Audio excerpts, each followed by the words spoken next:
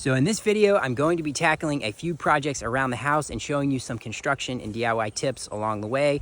I will be fixing some drywall, I'll be adding some can lights to my garage, and I will be adding a garden hose hanger. But before I get started, I'd like to thank Lowe's for sponsoring this video. Any of the products I use from them will be tagged in the video, and if you click on those links and buy through them, I may earn a commission. Now let's get started. I'm going to show you how I patch drywall in the least amount of time possible on this right here behind me. Sometimes you just don't have a lot of time. You need to get it done quickly.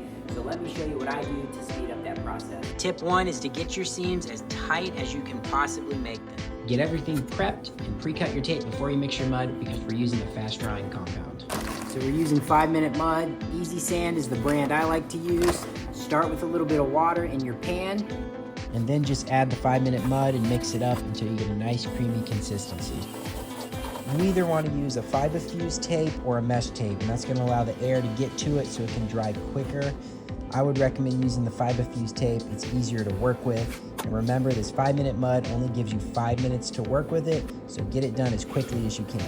Once you get your first coat on, put a fan on it. That's going to make it dry so much faster, and then immediately go clean out your stuff because that is already starting to get hard.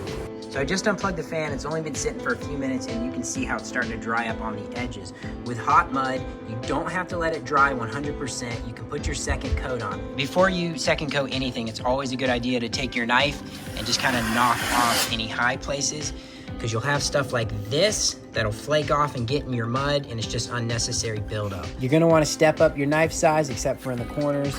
You don't wanna put it on too thick or too thin, but the important thing is feathering out those edges. That's what's gonna make the difference. And of course, run that fan between coats because we're trying to get this done in the least amount of time possible. I'm putting the final coat on right now, and remember, with 5-minute mud, you only have 5 minutes to work with it at best. So do it as quickly as you possibly can. All right, so it's starting to set up on me a little bit. I don't want to touch it anymore. It'll just get worse. This will be good enough to sand out smooth. So once this dries, it'll be ready to sand and paint. Let me go over the steps really quickly. Make sure your seams are tight. Use a 5-minute mud. Mix it in the pan to save time.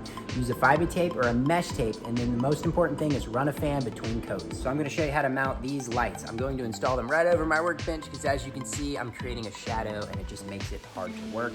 What's cool about these lights is you don't need a can to put them in. They mount right onto the sheetrock. They have a junction box built in and they're super easy to install.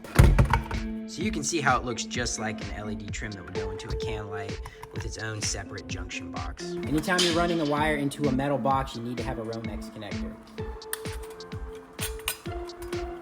First thing I'm gonna do is find out exactly where I want them over the workbench.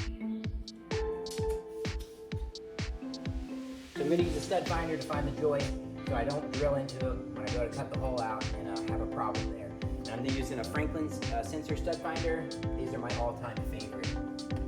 So right here is the joist. You can see it lighting up, and then right here is the center mark for the light, so I have room for that. You can buy hole saws that are made for cutting out the exact size hole for these lights, or the light comes with a template, and you can use that and a hand saw. I like to cut a little hole in my template so I can put it right over my center mark.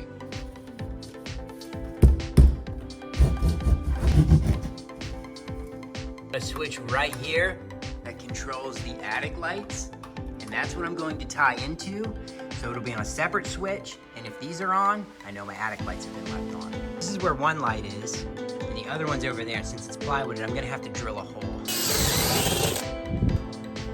Anytime you're working with electricity, you want to make sure the power is off. So go to the breaker or fuse box and kill the power to the circuit that controls the room or the fixture that you're gonna be working on. Always test to double check and make sure that the power actually is off. And if you have any doubts about this, consult a professional electrician. So now that my wire is run, it's time to hook up the light, and you just feed the wires into the box and make the connections with wire nuts. Really a simple process. These clips here, just pull up. Those are just clipping directly on that sheetrock. All right, so I have them installed. Let's hit the switch. Okay, we got light over the workbench and that big old shadow is gone. It's gonna be much nicer working on that. I've been wanting to do that for a long time. Super happy to have that done. Now on to the next project. So I need something to hang the hose on. I was planning on replacing this post with a taller one and putting a hose hanger on it. There's a new post here with a hose hanger on it. I was looking for a hose hanger. I And that's this garden hose holder, and it's freestanding. So let's see what it takes to put this together.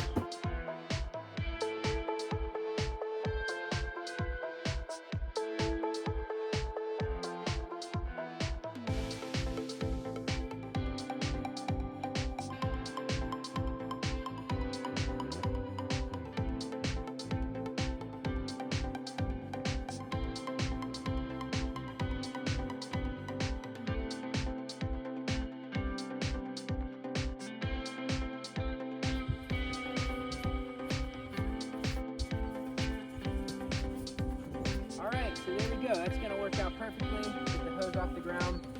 Much faster and cheaper than what I had in mind, and a lot less permanent. If I ever needed to move this, it's no big deal. It took me about 10 minutes to put together. Well, I hope this video was helpful to you. I hope you enjoyed watching it. I put all the links to the products I use in the description, so don't forget to check that out. And if you like this video, please consider subscribing to my channel, and have a nice day.